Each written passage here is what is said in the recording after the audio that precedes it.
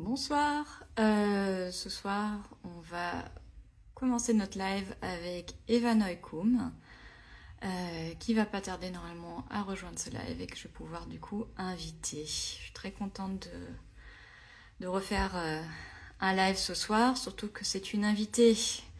Vous allez voir un peu différente de ce qu'on a pu voir jusqu'à présent puisque son parti pris au niveau de la street est quand même différent de, voilà, de gens que j'ai pu interviewer jusqu'à présent. De l'accepter normalement, Eva.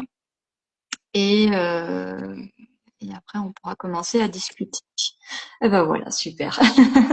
Comment tu vas? Ça va, En, en live depuis Toulouse, hein? exactement. Donc là, Je suis très contente que ça ait fonctionné. Eva, bah, comme je disais, je suis très, voilà, je suis vraiment contente qu'on se voit ce soir. Je pense que tu n'es pas complètement inconnu pour certains qui nous rejoignent, puisqu'Eva fait partie du hub/collectif Street Avengers, mhm. dont on parlera aussi un peu plus tard dans l'interview. Ça fait un petit moment maintenant que tu es présente sur la scène de la street, et notamment et surtout dans la street abstraite. Donc il y a un courant un peu à part dont on parlera aussi, et je suis très contente, voilà, que je dis très souvent là ce soir que je suis très contente, mais c'est sincère. Léa. Et bien sûr, petit disclaimer, je vais peut-être poser des questions un peu naïves puisque c'est un courant que je connais peu puisque je fais pas beaucoup de street, j'en fais même pas du tout d'ailleurs, de la street abstraite.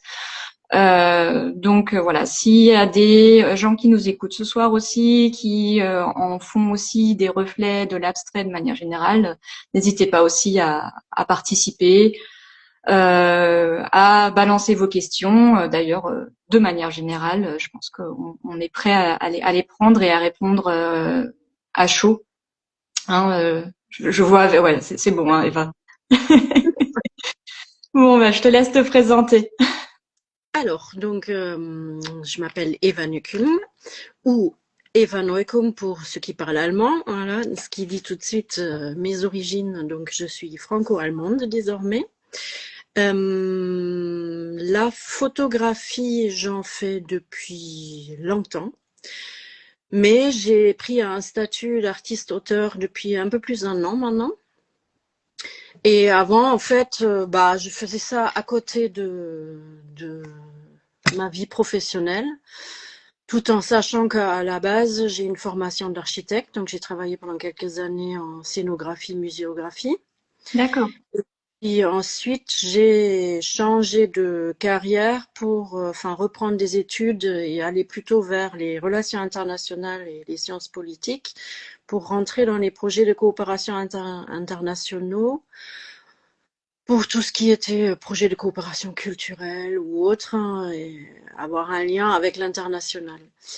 Et en fait, je crois que c'est un peu le mélange de tout ça, art, international, envie de m'exprimer, qui au final m'a porté vers la street photo ou la photographie en général, tout en sachant que le facteur commun de tout ça, c'était en fait que quand j'étais architecte, l'appareil photo, c'était mon outil de travail Mm. pour de sites, de lieux, de projets, etc.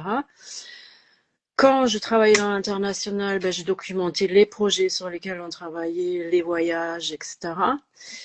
Et donc petit à petit, d'une utilisation de purement d'outils, c'est devenu quelque chose où j'avais envie de m'exprimer plus, moi, finalement, que juste documenter les choses. Et voilà, je crois que Bah, je rebondis tout de suite parce qu'il y a quelque chose qui me fait un peu tilter. Tu dis que la photographie est devenue un moyen d'expression. Est-ce que tu crois que c'est aussi dû au fait que tu es grandi avec deux langues, enfin plus ou moins, ou tu jongles avec deux langues? Ça a une influence? Euh, alors, certainement oui. En termes de positionnement philosophique, il doit y avoir quelque chose, puisque c'est lors de mes introspections et de ma belle crise de la quarantaine qui m'a amenée vers la photographie. Je pense que le fait d'être biculturel, voire de parler 3 langues, puisque l'anglais c'était ma langue de travail, Mm. ça a forcément joué. Mais ça a aussi joué dans le fait que je me suis orientée tout de suite sur une vision un peu et les échanges à l'international, plus que en France ou en Allemagne. Parce que du coup, Mm. c'est toujours le truc des profils un peu internationaux, on se sent un peu à la maison, un peu partout et un peu nulle part. Et du coup, on cherche un peu les affinités ailleurs que forcément dans le tissu local ou le national. Voilà. Donc ça a forcément joué, oui. Ouais, et la photo, c'est immédiat, donc t'as pas besoin de trop réfléchir à comment tu pourrais l'exprimer, parce que ce mot existe dans cette langue, mais pas dans telle autre langue. Donc du coup, comment est-ce que j'arrive à... Alors que voilà, je trouve que c'est pour ça que je pose la question, parce que je suis bilingue moi-même, donc je sais que ça peut avoir... Enfin, la photo peut enlever cette frustration-là, Oui, de pas avoir le bon mot pour l'exprimer face à quelqu'un qui ne parle peut-être pas la langue dans laquelle tu voudrais t'exprimer. exact. Voilà. Euh, On va peut-être sauter directement du coup à ta photo déclic, qui je commence toujours un peu avec ça, qui est une belle introduction aussi sur quoi on va aller après, puisque ça commence avec un premier reflet. Alors je vais retourner la caméra et ajuster tout ça. Voilà, tu me dis si tu vois bien. Peut-être un tout petit peu reculer encore pour avoir en entier. Voilà, je te laisse raconter un peu en quoi c'est une photo déclic pour toi. Alors, à cette époque, alors la photo, je l'ai prise, je me rappelle très bien, en février 2019. Donc, il y a un moment déjà. Ça faisait 2 bonnes années, voire un peu plus, que je faisais quasiment exclusivement de la street photo. Mais bon, comme probablement un peu tout le monde au début, on se cherche, donc on teste plein de choses, on ne sait pas trop vers où est-ce qu'on veut aller. Et je me rappelle que je suis à un moment arrivée à une série de reflets de ce type-là. Donc, si on scrolle en bas dans mon profil, on va trouver un grand panel de photos, tous pris comme ça dans les surfaces réfléchissantes. Et cette photo-là en particulier, mais il y en a quelques autres, c'est toute une époque où j'ai commencé à me dire, tiens là, je tiens quelque chose qui me ressemble plus, qui peut m'amener quelque part. Donc et voilà, c'est pour ça que pour moi c'est un déclic parce que je pense que ça c'est un de ces moments charnières où on commence à trouver un peu une identité propre et à l'affiner au fur et à mesure. Donc, au fur et à mesure, c'est devenu de plus en plus abstrait. Alors, pas que, mais c'est quand même une nette tendance chez moi d'être beaucoup, beaucoup dans l'abstrait. Mm. Ouais, tu dis quelque chose de très intéressant. C'est vrai que là, nous, on va se focaliser un peu plus sur ton côté abstrait. Mais j'invite tout le monde à aller voir sur ton Instagram parce qu'il n'y a pas que ça, même si ça domine et que je trouvais ça intéressant parce que ça te, comme tu disais, ça te rend spécifique, je trouve, pour le coup, et pas tout le monde maîtrise la complexité que tu peux avoir. Et à ce niveau, j'avance juste un tout petit peu, typiquement celle-ci, où je me dis, et c'est là où arrive le moment un peu de la frustration parce que dans un live, j'arrive pas trop à zoomer parce que ça mériterait, toutes tes photos mériteraient en fait d'être vraiment vu en grand, tellement il y a de choses qui se passent. Et ce qui m'amène un peu à la première question, c'est une question que je pose pas très souvent de qu'est-ce que tu recherches dans la rue, parce que souvent c'est un peu les mêmes réponses que qu'on a quand on est sur de la street un peu réelle, qui est genre on cherche de l'émotion, on cherche à documenter notre époque, etc. Je suppose que pour toi c'est un peu différent. Euh, Alors, il y a un lien avec l'époque chez moi aussi. Ça, c'est un peu dans l'approche, je dirais. C'est que pour moi, l'époque, elle est devenue tellement complexe et tellement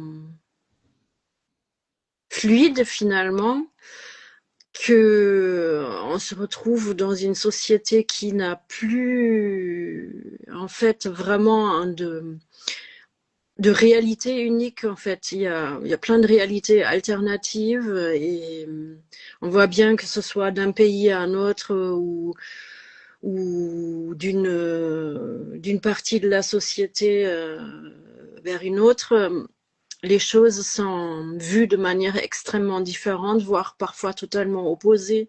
Donc c'est cette question de la réalité qui n'en est plus vraiment une, qui est un peu un point central quand même dans mes photos, et que du coup, je questionne, parce qu'en fait, en prenant une photo d'une réalité qui du coup finalement raconte complètement autre chose, c'est aussi un moyen soit de m'interroger moi, mais aussi de proposer à la personne qui regarde la photo de s'interroger sur sa propre perception de la réalité.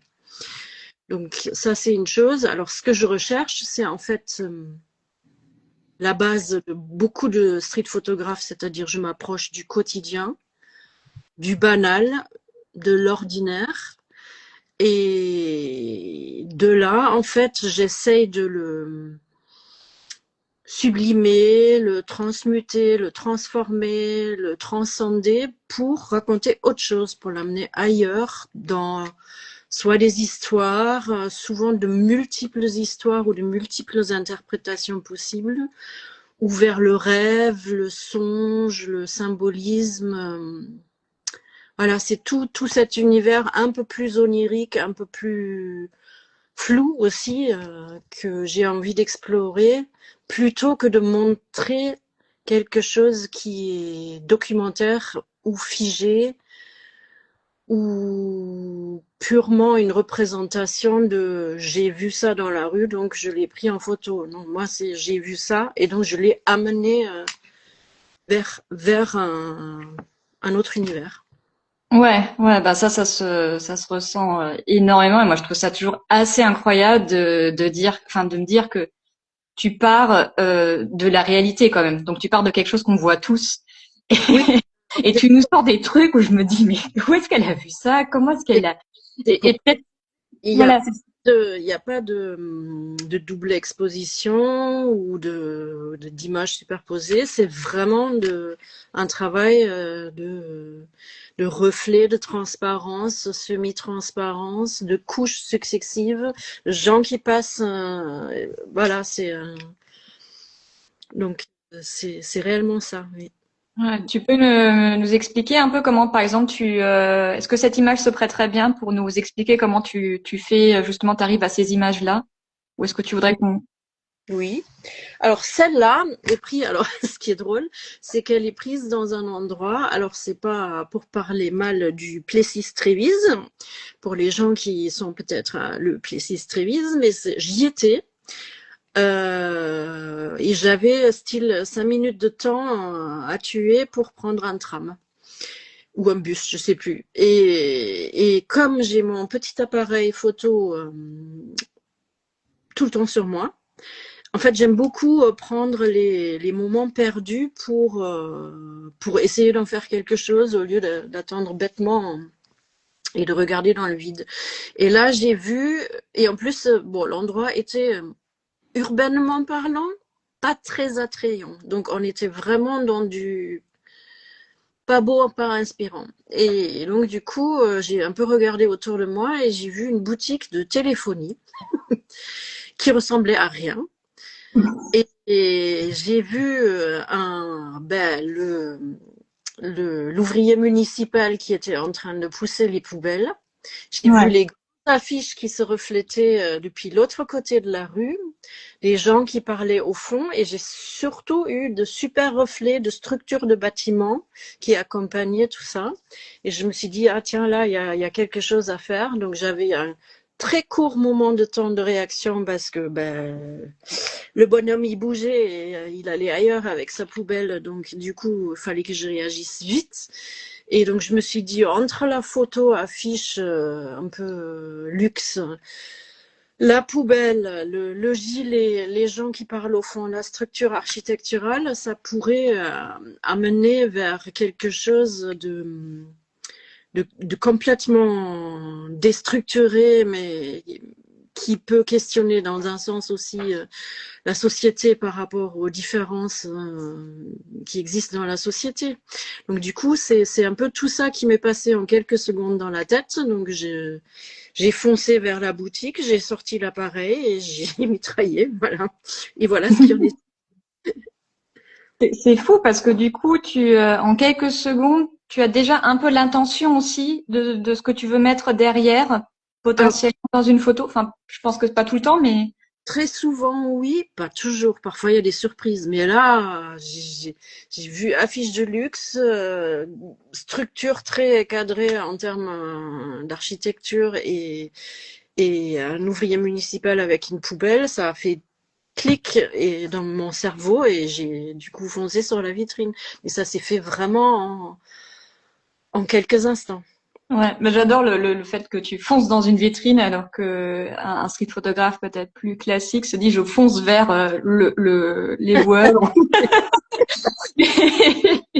Mais je vois la logique et d'ailleurs je vais en montrer encore une autre. On va peut-être les faire défiler un peu plus doucement parce qu'encore une fois par rapport à d'autres photos, elles sont tellement complexes que je trouve qu'il faut prendre le temps de les regarder. Et encore une fois, si vous avez le temps, allez sur l'Insta ou tu as un site internet Eva aussi où on pourrait peut-être regarder avec Pas encore, non. pas encore, bon. Mais ça vaudrait le coup de les avoir en grand pour les apprécier, parce qu'il y a tellement de choses qui se passent dedans.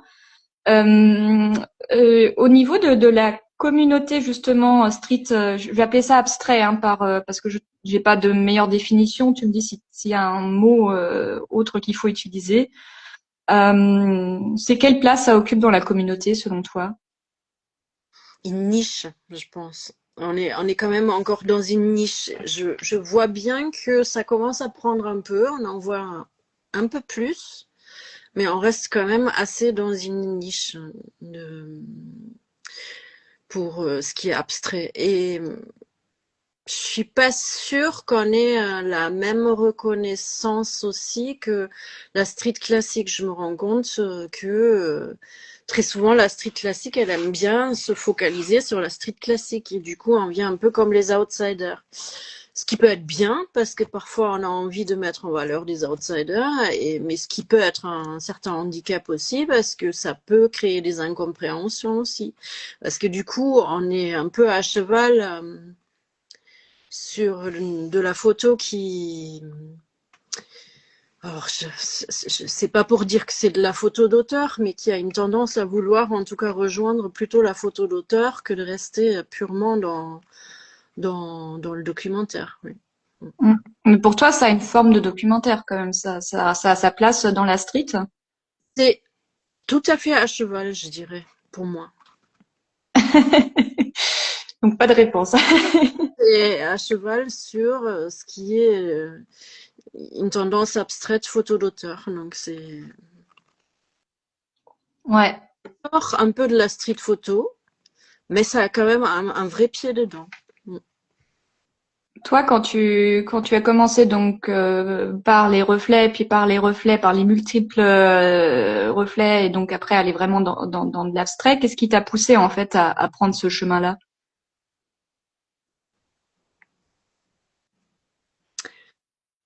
C'est peut-être l'expérience personnelle qui fait ça. Parce que comme j'ai dit, j'ai cherché un moyen d'expression à un moment et en fait, je suis passée par une période professionnelle assez dure avec de l'harcèlement moral et beaucoup de choses très compliquées.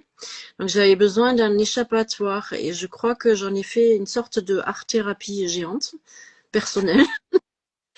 Et dans cette art-thérapie géante, bah, la réalité et le documentaire classique n'avaient pas vraiment sa place. Là, on allait clairement vers de l'introspection et une forme thérapeutique de balade en ville et sortir vraiment de tout ce que j'avais en moi pour me projeter vers autre chose.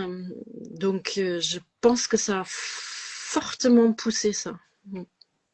Merci de partager et du coup je comprends aussi beaucoup mieux la démarche de de vouloir plus en fait donner une interprétation en fait de la réalité pas forcément la représenter comme elle est. Je suppose aussi parce qu'il y avait voilà une forme de redonner un peu de douceur dans ce monde et un peu plus de beauté. Pour ça que cette époque-là en particulier, je suis à chaque fois partie vers le rêve. Très souvent, j'allais vers des choses très oniriques, euh, plutôt autour du songe, des choses comme ça. Maintenant, moins, c'est parce que je suis sortie de ma phase art-thérapie pure et dure, donc ça peut aller un peu dans tous les sens. Mais il y a de ça, oui. C'est vraiment enfin, au final, c'est un moyen presque de se soigner soi-même. Donc c'est. Ah, je vois les gens. Oui.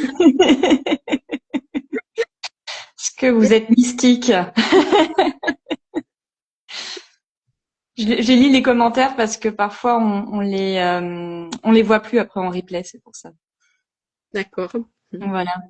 Ah, c'est super. Et bah voilà, je pense que est-ce que ça date de cette période-là? Du coup, je savais pas du tout comment.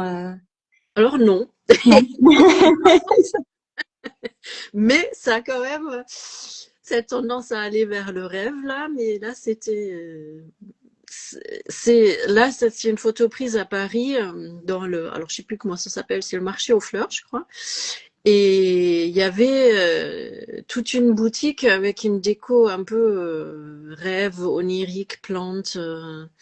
Donc à un moment, je me suis positionnée pour avoir un maximum d'informations visuelles et de reflets de plantes et forcément une personne qui passe au bon moment. Et voilà. Donc là, j'avais vraiment envie d'amener ça vers un univers de l'ordre du rêve, peut-être même presque de l'enfantin, parce que en termes de couleurs, avec les montgolfières, on est presque dans un monde de jouets, un peu de type Alice au Pays des Merveilles, ce type de référence. Donc là, l'envie était vraiment de l'amener vers ça. Ouais. Ouais, ouais, c'est très beau. Moi, je me demande aussi, tu sais, à quel moment tu sais que tu as une bonne photo? Parce que j'imagine qu'il y a comme un peu de post-traitement et tu ne peux pas juste regarder ton viseur et te dire, enfin, je sais pas exactement en fait. Alors, j'ai souvent l'impression de savoir si la photo peut être potentiellement bonne ou pas. Mais c'est vrai que là aussi, c'est pas toujours celle qu'on croit être la photo qui va au final être la meilleure de la journée. Donc il y a des surprises aussi. Donc il n'y a pas vraiment de règles. Très souvent, je crois savoir, mais assez souvent, j'ai des surprises aussi. Donc, mais il est clair que ce que je vais ressentir d'abord, c'est un endroit où il y a du potentiel. Est-ce que j'arrive vraiment à exploiter le potentiel? Ça, c'est autre chose. Oui, oui, oui, ça, je pense on a tous un peu en commun. On sent un truc, on a envie d'y aller, et puis après, c'est toujours une part de hasard. Ouais. Il y a une personne qui demande si tu travailles par impression, donc c'est-à-dire par impression, par double exposition ou Alors, si c'est ça la question, non. Tout est vraiment reflet, transparence, semi-transparence, couches successives. Plus il y a de couches, plus ça m'intéresse. Dans la photo que tu avais montrée juste avant, là, la violette, ce qui m'avait intéressé, c'était la multifragmentation. Je suis tombée sur un endroit où, par des surfaces vitrées, tout était fragmenté en tout petites tranches, voire en forme géométrique comme ici. Ça, c'est le truc vert qu'on voit à droite, par exemple, c'est un flacon de parfum. Donc là, je regarde dans une vitrine fragmentée en de multiples morceaux et j'ai des reflets, mais aussi des transparences. Donc je vois dedans et dehors en même temps. Et c'est ça qui m'a intéressée. ouais, moi je trouve ça hyper impressionnant parce que évidemment moi je vois pas ces choses-là et après quand je vais sur ton Insta je me dis c'est hyper impressionnant. Alors, Euh, non, non, pas l'impression que tu as dans le viseur ou l'écran. Alors oui, Mais d'abord, c'est mon propre regard, c'est-à-dire je vais déceler ce que je vois en regardant réellement la chose moi. De là, je vais me dire, ça peut être vraiment intéressant et je vais commencer à regarder à travers le viseur ou l'écran selon la situation. Mais après, j'utilise les deux, le viseur et l'écran. T'as un œil hyper entraîné aussi, à force, je suppose. Et en fait, je vois, c'est pas que je vois que ça, mais je vois vraiment ça. Partout où je vais, je vois ça. Oh, waouh. En fait, tu as une vision kaléidoscopique, quoi, en fait. Non, c'est rien. Il y a une autre, enfin, il y a deux thématiques que je trouve qui reviennent assez souvent chez toi. C'est les femmes. Oui. Je vais avoir celle-ci, j'ai celle-ci, et j'ai la qui est incroyable, celle-là. Je vais revenir dessus. Et la première aussi, c'est la première que j'ai vue de toi, que je trouve qui est un peu plus simple peut-être que ce qu'on a vu jusqu'à présent, mais qui, voilà, est tout aussi belle et hyper puissante. Je vais revenir juste sur. Tu veux revenir sur laquelle des trois éventuellement pour en discuter, mais On peut discuter de celle enfin, je suis open pour discuter de tous. Si tu reviens sur celle avec le cas inversé rose, c'est la plus ancienne. Ça montre un ouais, peu. ça se ressent. Hein. Je m'étais demandé si tu allais me la donner en photo déclic ou pas, d'ailleurs. Alors non, parce que là, j'étais déjà à un stade où je visais clairement tout ce qui était reflet et amener les choses vers ailleurs. Donc, alors, elle a été importante pour moi. Ça fait partie de mes photos un peu fétiches. Chacun a un peu ses photos fétiches qui représentent un petit moment important. Mais c'est pas forcément un déclic. Là, j'étais déjà dedans. Donc, D'accord. mais elle est un peu plus ancienne. Elle date de 2022. Donc, on voit que c'est quelque chose où j'ai attrapé la construction géométrique de cette espèce d'échafaudage bois à métal. Je regarde dedans dans un café où on voit le mot tempête. C'est une photo. En plus, je n'ai qu'une seule prise alors, oui, j'ai le passant que je voulais voir passer, qui est passé, c'est-à-dire cette femme avec le bandeau sur la tête, parce que j'ai attendu, je sais pas moi, là j'étais en mode pêcheur, c'est-à-dire je me suis plantée devant le truc et j'ai attendu, et j'ai attendu, et j'ai attendu. Et je pense qu'au bout de 20-30 minutes, j'étais prête à abandonner parce que personne ne passait dans mon viseur. Donc je commençais à me dire, c'est pas mon jour, je reviendrai. Et, euh, et en fait, au moment où je voulais ranger mon appareil photo, cette femme est arrivée et voilà. Est-ce qu'on peut s'arrêter de 2 minutes juste sur le fait que tu attends, enfin, que tu attends de 20-30 minutes? Ça t'arrive souvent ou C'est exceptionnel. C'est vraiment un endroit alors où je sens qu'il y a quelque chose et je sens que je dois prendre la patience pour essayer de capturer le moment où il se passe un truc vraiment intéressant. ouais, parce que c'est long, hein, 20-30 minutes. T'étais assise au café, tu pouvais prendre tu pouvais même pas prendre Coincée dans l'entrée d'une porte, l'appareil braqué, c'est très inconfortable parce que j'avais peu de recul. C'était en plein centre ancien de Toulouse. Mais en même temps, je trouvais que cette structure rose-rouge avec le mot tempête était tellement visuelle que j'avais vraiment envie d'en faire quelque chose. Mais bon, comme dit, j'étais prête à me dire, bon, tu reviens un autre jour, là, il se passe rien. Finalement, il s'est passé quelque chose. Wow, et puis en plus, là, tu as eu vraiment enfin, c'est pas de la chance puisque tu as attendu pour, mais le fait d'avoir une dame avec son bandana en plus qui complète bien en fait toute la scène, c'est trop chouette quoi. Et maintenant, je comprends que tu la chérisses encore plus après avoir entendu cette histoire. Incroyable.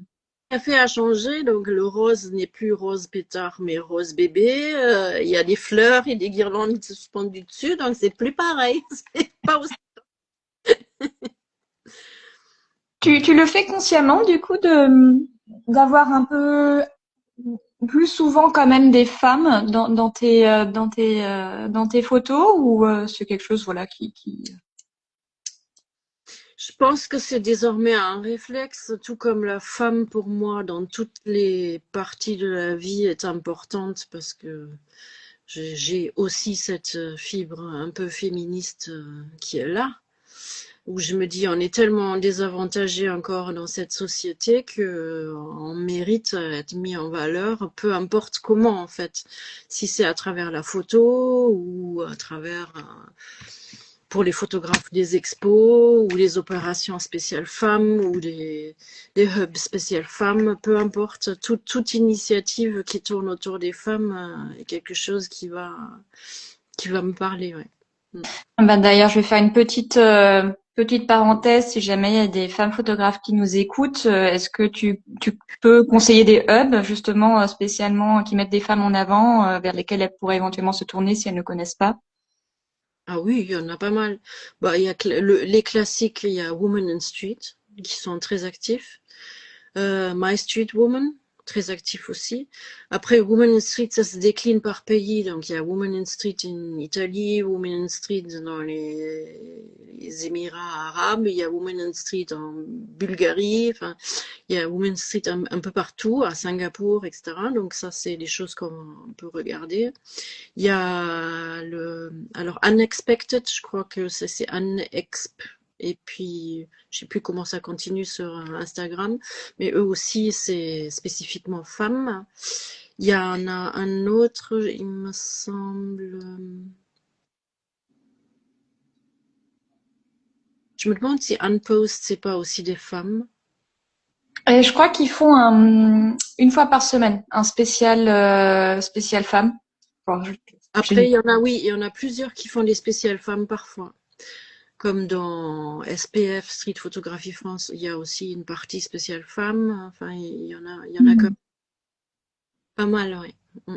Pardon, je faisais une petite parenthèse. C'est vrai que c'est pas vraiment lié à toi, mais c'est toujours Moi, intéressant. les tags systématiquement. Donc, c'est dans mes tags standards. Voilà. Et j'y Ouais, suis assez souvent. Donc, c'est. ouais. Et puis elles mettent bien en avant les femmes hein, aussi. Il y a souvent, donc ça vaut vraiment le coup si voilà, s'il y a des femmes ici qui voudraient avoir plus de visibilité, c'est un bon hub Oui. Ouais. à Parce taguer. que quand on regarde les grands hubs, souvent, alors il y a ceux qui se sont imposés une parité. C'est rare. La plupart sont quand même partis du principe, nous, on veut montrer de la bonne photo, alors peu importe si c'est des hommes et des femmes. Mais quand on regarde les statistiques, on reste à 70% d'hommes, 30% de femmes à peu près. Ça tourne autour de ça. Dans les grands hubs qui n'ont pas soit de politique ou de parti femmes bien mis en valeur. Donc, Ouais. Après, on est moins nombreuses aussi. Alors c'est toujours un peu compliqué hein, ces histoires de. et ouais, et je le vois bien dans mon propre collectif, Street Avengers, quand je regarde les statistiques, je suis pas contente, moi. C'est pour ça que souvent je fais aussi des sélections femmes régulièrement. Je vais me lancer à faire des sélections femmes pour essayer de pousser un peu plus de présence féminine, parce que sinon on reste au classique 70-30. Mm. Donc, Ouais. Ouais, je suis tout à fait. Enfin, de toute façon, tu connais mon point de vue aussi là-dessus. Hein. rejoins. Faut pas arrêter de militer et voilà. Oui. Je reviens du coup sur cette photo-là, donc qui a une femme et encore. Et alors, attends, elle a été prise quand par rapport à la première là en rose? Elle est Là, récente. c'est 2024, oui. Ouais, donc fast forward 2 ans plus tard et tu nous arrives avec un truc avec non seulement un reflet, mais le reflet dans le reflet. Je sais pas si on le voit bien sur Insta avec ce petit garçon Qui sort de l'ombre, oui. dans l'ombre de la femme. Moi, je trouve ça. Ah, j'étais vraiment aussi longtemps devant c'est une entrée de centre commercial. Et j'étais plantée devant. Pas de l'amour quand tu racontes J'ai fait des photos de cet endroit et à chaque fois, je mais non, il se passe pas ce que je veux. Donc j'étais frustrée, très frustrée. Et j'étais pas encore en train d'abandonner, mais à me dire, bon, bah, peut-être ça donnera rien parce que il se passe des choses, mais c'est pas suffisamment intéressant. Et là, j'ai eu le truc qu'on a parfois, le coup de chance inouï, que j'avais une femme qui passait, donc du coup, vue en silhouette, derrière la vitre. Et, Ah, elle est derrière la vitre, d'accord. et du J'essaie coup, de comprendre. ouais. Et du coup, elle, en fait, enfin, on voit presque que la silhouette, on voit pas grand-chose d'elle, à part les boucles d'oreilles et un peu le manteau bleu, et encore. Et venait de sortir de, de la pénombre ou de l'ombre carrément, à côté du platane qu'on voit là, ce petit garçon qui avançait avec une tête un peu pas content, mais c'était juste là, c'était juste magique. Et puis pareil, j'en ai qu'une parce qu'après elle a bougé et le petit garçon il venait comme ça, elle a bougé comme ça et c'était fini. Donc c'était vraiment là l'instant où il fallait appuyer. Donc Ouais, c'est fou, quoi. Et ça, enfin, tu shootes en rafale pour avoir, oui, ok. oui. Je veux dire, si tu cliques une seule fois, franchement, Non, bravo. alors c'est la particularité aussi de mon appareil, il a le mode rafale et j'adore ça parce que ça me permet d'être parfois plus rapide parce que je peux vraiment du coup prendre, je sais pas, j'en prends 10 et je regarde où est-ce que la personne est le mieux placée. Mm, Mm. mm. Et du coup, pour parler un tout petit peu matos, même si bon, c'est pas ma grande passion, mais pas non plus, je suppose. Mais tu shootes avec je suppose du coup avec une focale longue ou un zoom quand même. Je vais montrer mon petit appareil. C'est Ouh. mon Canon Compact qui va en fait du 24 mm au 100 mm avec, je vais le montrer carrément, avec un petit zoom. Donc je peux quand même zoomer si je veux. Très souvent je suis en 24 ou 35 mm, mais quand je veux zoomer sur un détail, je le fais. Donc je me restreins absolument pas à être en focale fixe non plus.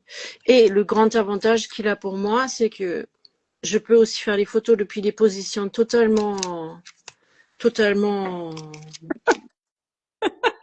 la tête, sur terre. Donc moi j'adore ça.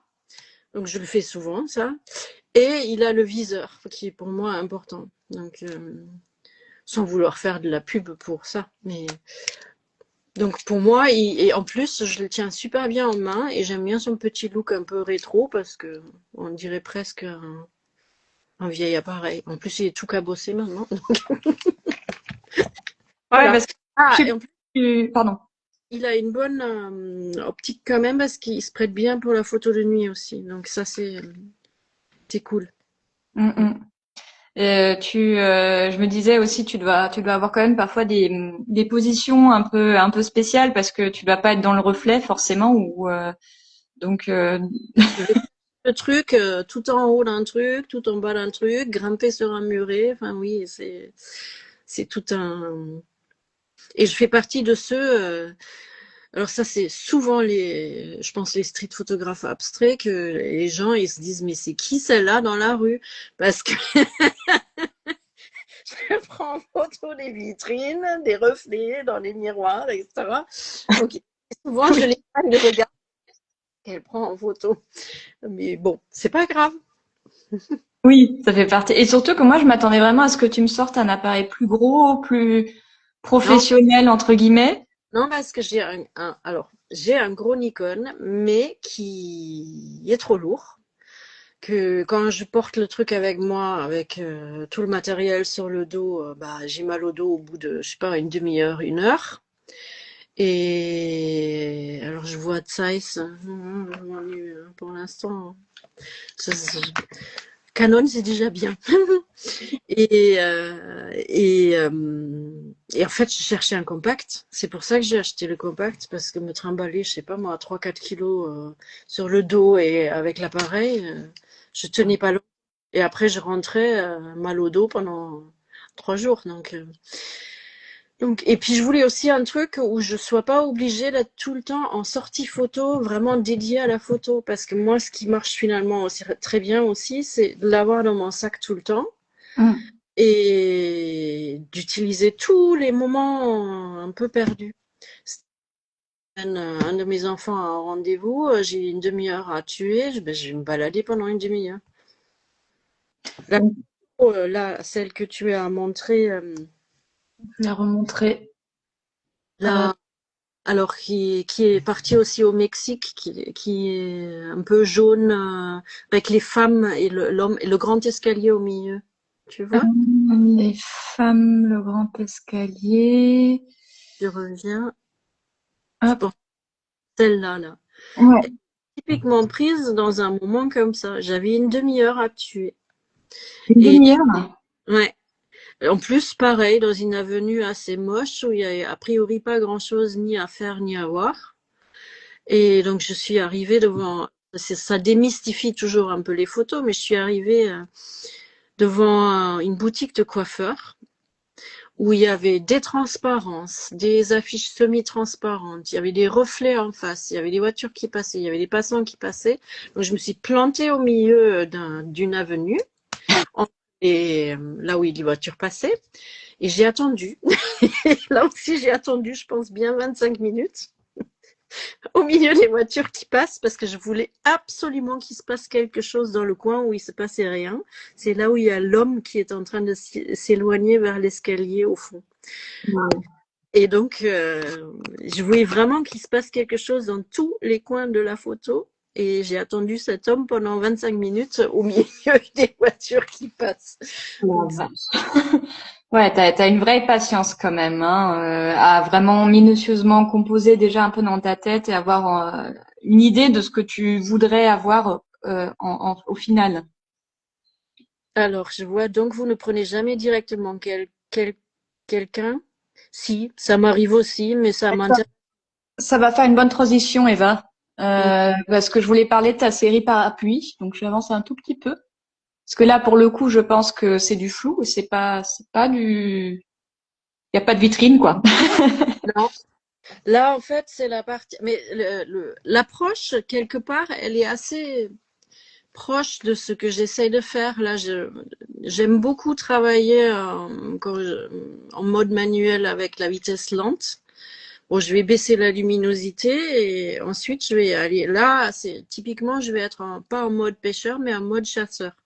C'est-à-dire, je vais suivre les gens qui m'intéressent. Je me rappelle par exemple ce parapluie-là, je l'ai suivi sur un bon kilomètre, je pense. Et j'ai pris je l'ai shooté dans tous les sens. Et pour en retenir finalement celle-là, mais parce qu'en fait, ce qui m'intéresse, pareil, c'est le même. Quand je disais tout à l'heure, on prend un morceau du quotidien et on l'emmène ailleurs, on l'embellit, on le transcende, on, on le transmute si on veut. Le principe est le même, c'est prendre un jour de pluie gris. Au final, oui, on va avoir beaucoup de parapluies qui se baladent, mais est-ce que s'il y a un réel intérêt de prendre beaucoup de parapluies juste comme ça en documentaire? Alors j'en prends parfois, hein, mais ça m'intéresse moins. Je préfère l'amener ailleurs et j'ai l'impression qu'en travaillant en vitesse lente, en intégrant les lumières de la ville, les couleurs et les textures des parapluies, du coup les couleurs et les textures des végétaux, ça amène vers une dimension nettement plus onirique et plus histoire à raconter que si c'était juste une photo clic d'un parapluie. Mm. Voilà, Ouais, tu imposes en fait un narratif en fait à ce moment-là. c'est ça. Donc j'en mets d'autres. Là, celle-ci, je la trouve un peu différente de ta série parce que on distingue bien le visage ou l'expression de la personne. Donc je la trouve très chouette aussi. Mm. Oui, oui, alors celle-là, pour anecdote, j'ai pris ce qu'il faut pas trop faire, mais je l'ai pris depuis ma voiture. J'ai baissé la fenêtre, j'ai mis mon appareil. Parce que j'ai vu ces trois femmes arriver avec leur parapluie devant un écran entièrement vert. Je me dis, c'est irrésistible, il faut que je l'apprenne, voilà. Donc, voilà. Ah bah, d'où le fait, c'est vrai que c'est pratique d'avoir un petit Canon à ce moment-là, hein. Eh ben, et en fait, quand je suis dans la voiture, il est sur mon siège passager, lui, il me quitte pas, hein. Donc, Hmm. mm. Ah, elles sont belles. Et l'idée, voilà, les parapluies, elle t'est venue en fait juste dans l'idée de vouloir faire des choses un peu différentes. Les temps sont gris et puis comment est-ce que j'égaye un peu Oui, l'arrivée de l'automne ou de l'hiver? oui, c'est ça. Rajouter une forme de poésie dans ça. Sortir le quotidien gris et en faire quelque chose d'un peu magique. Rajouter de la magie là-dedans. Ouais. Non, moi je les trouve très belles et très réussies. T'en as fait quelque chose de cette série du coup? Alors, je l'ai exposé. Là, je vais re-exposer 4 à Paris en décembre. Donc oui, je commence à l'exploiter et elle s'agrandit là. Je pense qu'avec les jours de pluie, je vais me faire l'automne qui arrive là, quelques sorties bien humides. Donc entre la folle qui regarde les vitrines à prendre des pauses pas possibles, à shooter des choses que les gens ne comprennent pas, là c'est celle qui court derrière les gens avec un parapluie en ville. Hop là, non, ça on pourrait passer à autre chose. On demandait si tu shootes aussi en noir et blanc. Ça t'arrive? Rarement. En fait, quand on va en bas dans mon profil Instagram, au début, je faisais beaucoup, voire presque exclusivement du noir et blanc. Et puis, je sais pas, à un moment, ça m'a pris de passer à la couleur et depuis, je suis quand même assez accro à la couleur. Ouais. Surtout que la couleur, ben, on le voit bien, je vais cibler les choses très colorées. Donc, c'était quand même. Il y a aussi ce truc avec où j'ai souvent l'impression que le monde devient de plus en plus gris, de plus en plus beige, de plus en plus noir et de plus en plus blanc, qu'on perd un peu la couleur. Et moi, j'ai envie de remettre dedans, mais pour réveiller un peu tout ça. Ouais, ouais, bah, je peux comprendre. Et peut-être d'un point de vue aussi compo, je pense que la couleur t'apporte une dimension supplémentaire. Enfin, je sais C'est clair. pas si tu le penses comme ça. Ah, c'est clair, oui. Mais pour moi, la couleur, c'est un des éléments vraiment majeurs dans ce que je fais. On avait un peu évoqué en filigrane depuis le début de l'interview Street Avengers. Comment est-ce que tu as atterri dans ce collectif? Euh, Là aussi, je vais démystifier parce qu'on se dit toujours, waouh, gros collectif. Ben, en fait, l'histoire est tout autre.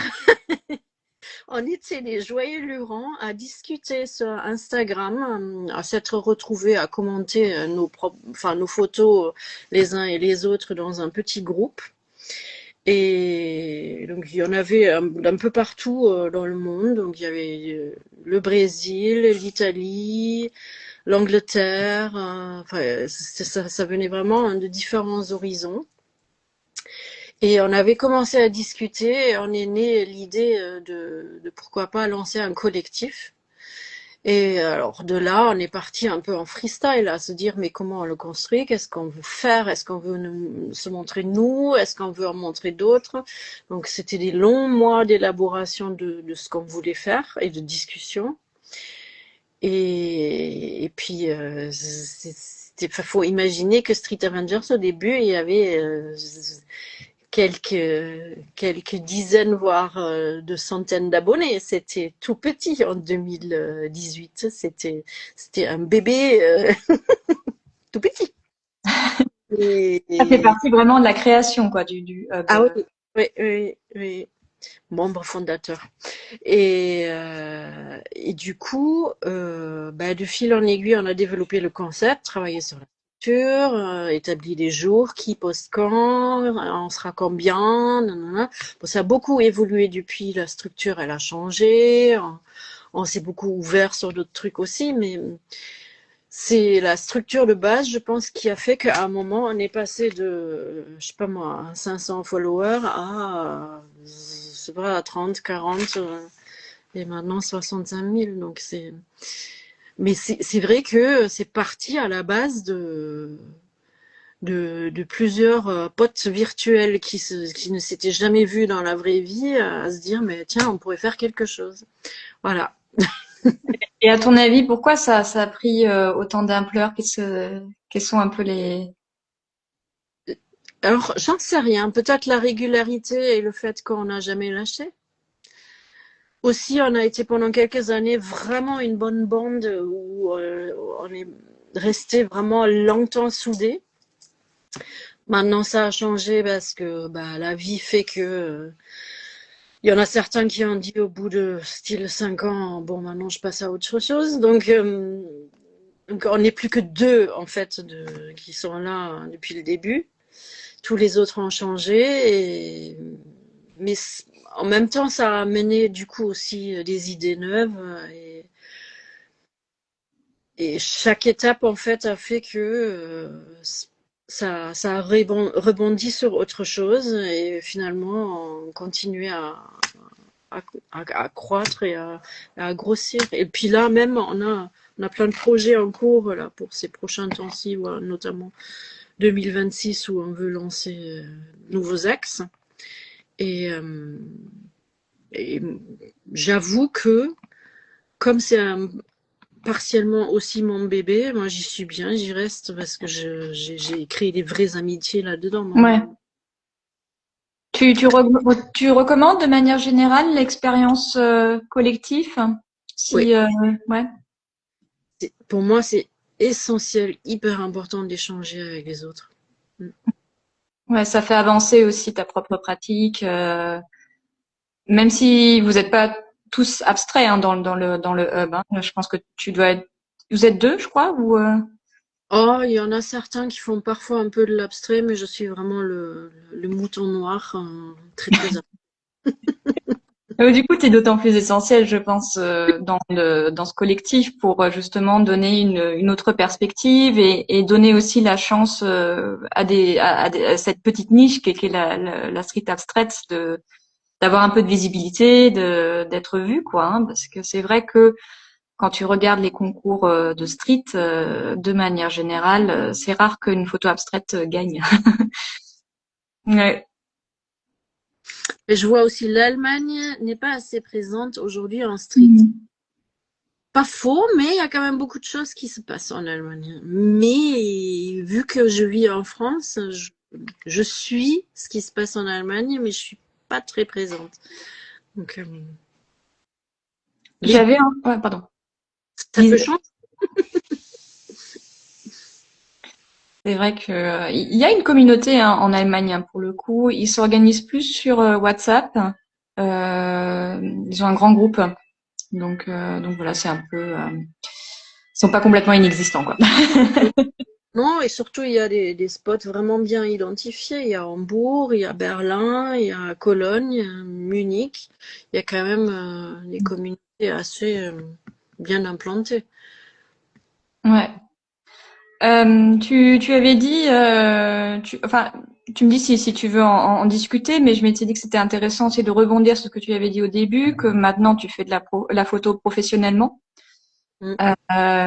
Est-ce que tu peux nous partager un peu comment ça s'est fait, la reconversion et s'il y a eu des obstacles ou Alors, après ma bonne crise de la quarantaine, le Covid et tout le tralala, je me suis dit que c'était peut-être le moment ou jamais à se dire que j'allais faire ce que j'aime faire et que mais finalement on n'a qu'une vie, donc au lieu d'être resté accroché à des boulots qui sont pas complètement satisfaisants, pourquoi pas tenter l'aventure? Alors, je dis pas que l'aventure est réussie, parce que c'est quand même pas simple. Donc, je me suis d'abord mis en période sabbatique, si on veut, et j'ai commencé à réfléchir sur comment faire, hein. Et puis, je me suis dit, bon, bah, maintenant, tu lances le statut, l'artiste-auteur. Donc, comme dit, c'était en juillet de, de l'année dernière, donc ça fait un peu plus d'un an. Donc, c'est pas, c'est récent encore. Mhm.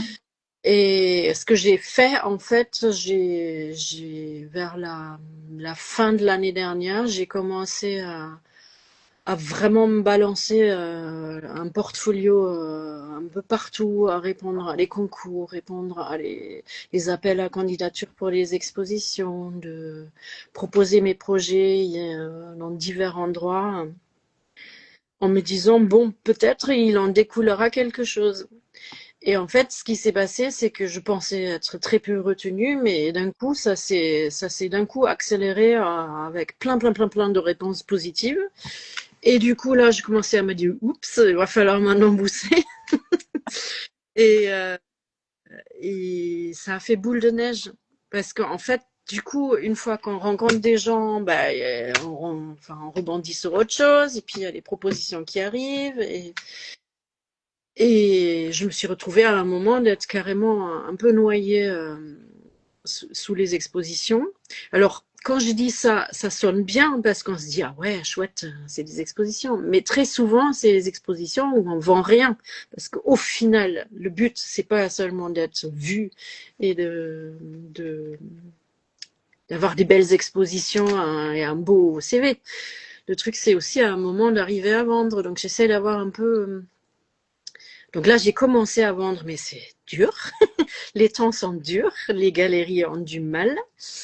Et les festivals, c'est pas forcément, ou les événements street, c'est pas forcément les meilleurs endroits pour vendre. Donc j'essaie d'avoir un peu une approche plurilieu et pluricommunication, c'est-à-dire d'avoir un peu des événements pour être vus, un peu des événements pour faire du réseautage, très clairement, mais aussi d'approcher les galeries plus traditionnelles parce qu'il faut passer par là pour rentrer dans le paysage des galeries et asseoir au moins un début de réputation et de créer cet effet boule de neige parce qu'une fois qu'on a rencontré un galeriste, ben, il y en a peut-être un autre qui va venir voir et puis il y a des gens qui vont voir, qui vont du coup dire ah ben tiens il y a aussi cette galerie et c'est toute cette démarche qui est longue et au final fastidieuse mais nécessaire qu'il faut faire. Et moi, je suis au tout début de cet effet boule de neige où je commence à voir qu'il y a des choses qui arrivent, qui se passent, et il va falloir que j'avance là-dessus. De là à me dire, est-ce que je vais vraiment réussir à construire complètement quelque chose là-dedans? J'aimerais bien. Mais maintenant, peut-être à un moment, la vie va me dire, ah ben non, il va falloir quand même rebosser à côté parce que ça va pas fonctionner, on verra. Pour l'instant, je maintiens mon statut d'année sabbatique et on verra bien vers où ça me mène. Donc, Merci beaucoup pour le partage et puis nous donner un peu un regard de derrière les coulisses parce que je pense que enfin, moi j'ai aucune idée de comment ça se passe et le fait de dire que voilà il y a certes des quand on te dit oui pour des expos en fait c'est même pas la moitié du chemin en fait qui est fait malheureusement hein, de ce que je comprends et, et l'enjeu est surtout d'être dans les petits papiers des galeristes. Hein. C'est là où se font, de ce que je comprends, de ce que tu me dis, hein, tu me corriges si je dis des bêtises. il faut un peu de tout, moi. Enfin, c'est mon analyse à moi, parce que si on n'a pas les galeries, ben, on fonctionnait beaucoup par festival ou par concours. Mais là aussi, on sait très bien que beaucoup de concours sont payants, même beaucoup de festivals sont payants. Donc, soit on cible que ceux qui sont gratuits, mais du coup, ça réduit beaucoup les chances et la visibilité. Soit on se dit, je paye, mais ça veut dire que on paye, mais on n'a aucune retombée financière. Donc, soit on a de l'argent à se dire, bon, bah, j'ai tant de côté, je peux me le financer, je le fais. Donc, ça peut marcher. Mais moi, je pense que l'aspect galerie, sérieux, avec des expositions bien construites au sein de galeries, avec des vrais projets, ben, c'est essentiel. Hmm. Comme moi, je le vois comme ça. Maintenant, chacun peut avoir son avis, mais Ouais. T'es ouverte aussi aux commandes potentiellement ou j'en ai, enfin, mis à part une toute petite, j'en ai pas encore eu, mais oui, tout à fait. avec du coup une marque ou une entreprise qui irait chercher en fait que Oui, te chercher pour ce côté abstrait. oui. Ben, la petite commande que j'avais eue, c'était pour une entreprise et c'était pour créer en fait un cadeau VIP. Puisque j'avais pris des photos de lieux qu'ils avaient envie de valoriser en cadeau VIP.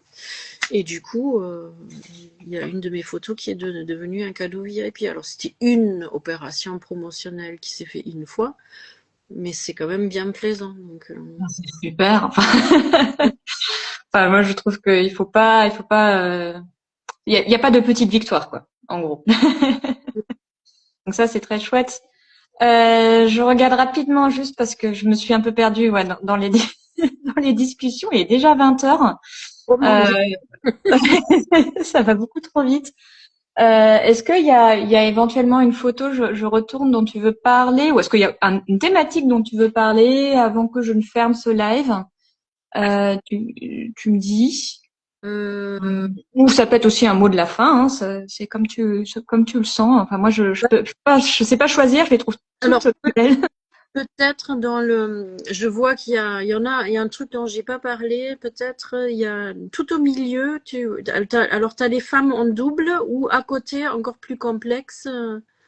Celle-ci. Si, oui. Ça aussi, c'est quelque chose que j'aime beaucoup. Je cherche enfin,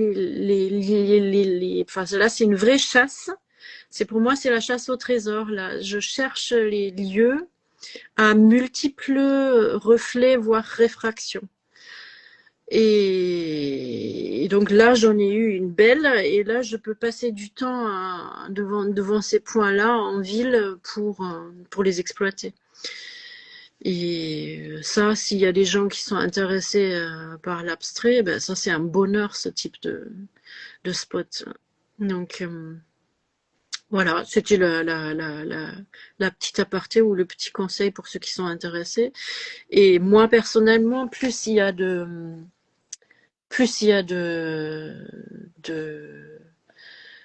de réfraction ou d'effet miroir, plus ça m'intéresse. Donc parfois je trouve des endroits où il y a pas seulement 2 réfractions, mais 3, 4 ou 5. Et là, alors là, on s'éclate vraiment.